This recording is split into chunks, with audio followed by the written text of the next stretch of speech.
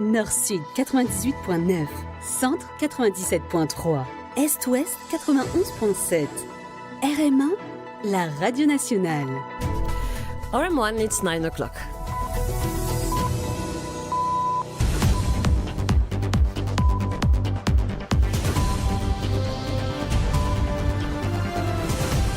The news in English with Iris Stewart. Good morning, Iris. Good morning, Sophie. The headlines. Prime Minister Navin Ramgoolam says Mauritius has options on Chagos issue. No cyclone warning for Rodrigues as Horatio moves away. Board of Inquiry hears injuries not consistent with fall in Andy Selmo case. Mami Ravatomang cases proceed as new international arrest warrant is issued.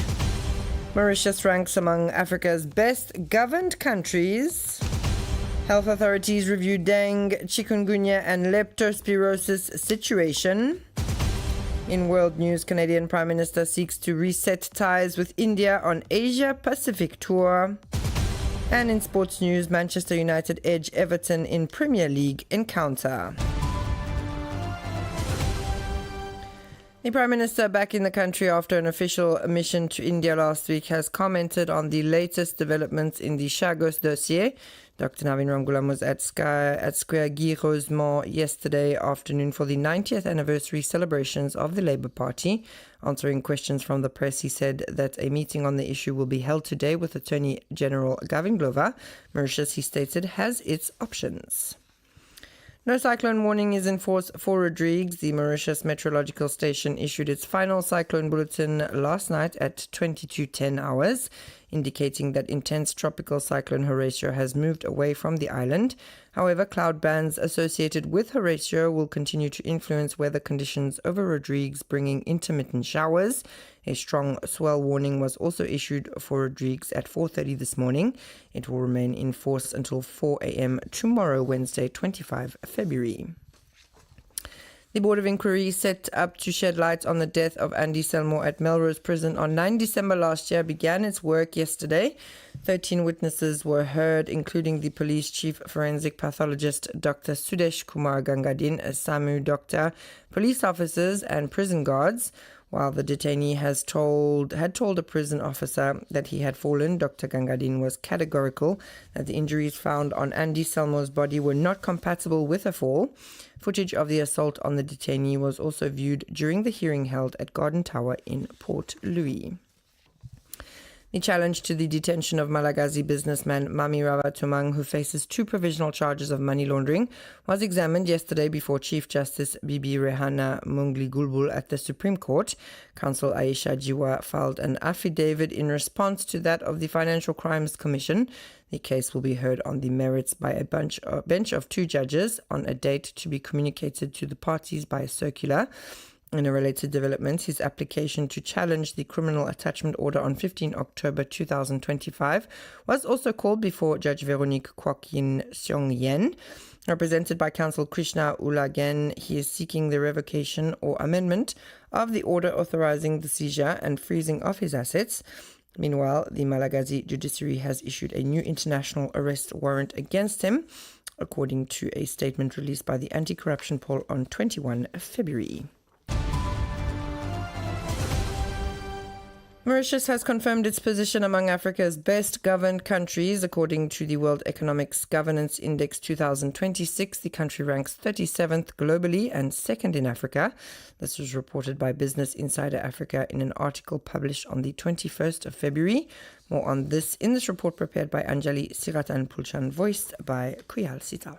In its 2026 ranking, the World Economic Governance Index gives Mauritius an overall score of 68.4 out of 100. The country stands out in particular for its high political rights, rated at 90.5, as well as for the best score in Africa in terms of the rule of law, with 69.5 points. Press freedom is considered satisfactory with a score of 67.7. However, corruption control, rated at 46.1, remains a challenge and weighs on the overall assessment. Cape Verde tops the continent, ranked at 29th globally with a score of 74. The country performs excellently in political rights and press freedom. Behind Mauritius, Namibia, South Africa, Botswana and Ghana complete the top of the African rankings. All perform well democratically, but continue to face weaknesses in the fight against corruption. Further down the rankings, Senegal, Malawi, Sierra Leone and the Gambia show signs of political openness despite still fragile institutions. According to Business Insider Africa, these results reflect a real democratic progress on the continent, but also highlight the need for structural reforms to strengthen governance in the long term.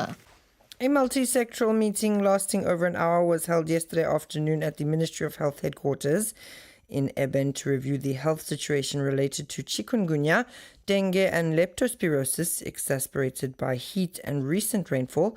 We take a listen to more on this.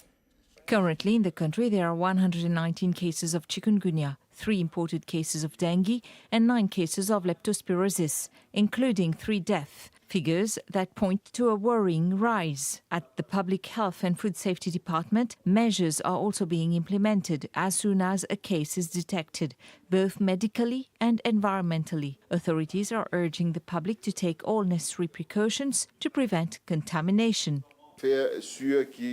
Water should be drained from rooftops, and people should stop using flower pots, trivettes.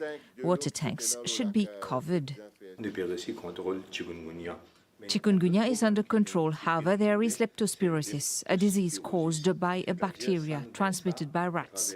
A request has been made to all local authorities concerned. Every municipal and district councils detailed their rat control plan, which has already been contracted out.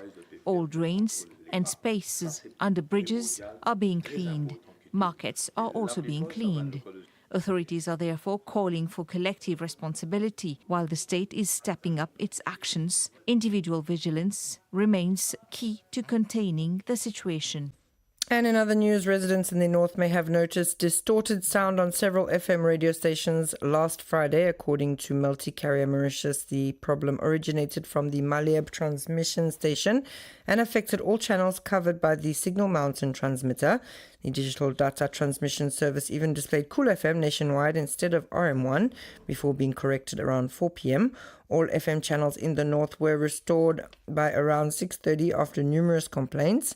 The following morning, a new audio issue was reported on RM2 in the north, but it was resolved before midday. A request for a statement from MCML CEO was made, but the company asked for a formal email request, and no official communique has been issued so far to explain these incidents. And it's 9:08. We're listening to RM1. We move to international news. Canadian Prime Minister Mark Carney is headed to India this week, seeking to double trade and mend strained relations as part of his first Asia-Pacific tour, which also includes Australia and Japan. The visit forms part of efforts to reduce Canada's reliance on the United States.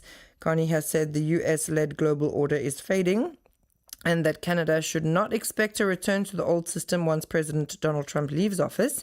Seeking to hedge against uncertainty in Washington, he has worked to rebuild relations with major Asian economies, including a recent visit to Beijing to meet Chinese President. He will depart for India on Thursday in a visit closely watched as he and Prime Minister Narendra Modi attempt to repair ties that effectively broke down in 2024. And finally, in sports, in Premier League action last night, Manchester United secured a narrow away victory over Everton at the New Hill Dickinson Stadium. After a balanced first half, Benjamin Sesko scored the decisive goal in the 71st minute, finishing a counter-attack to give United the win.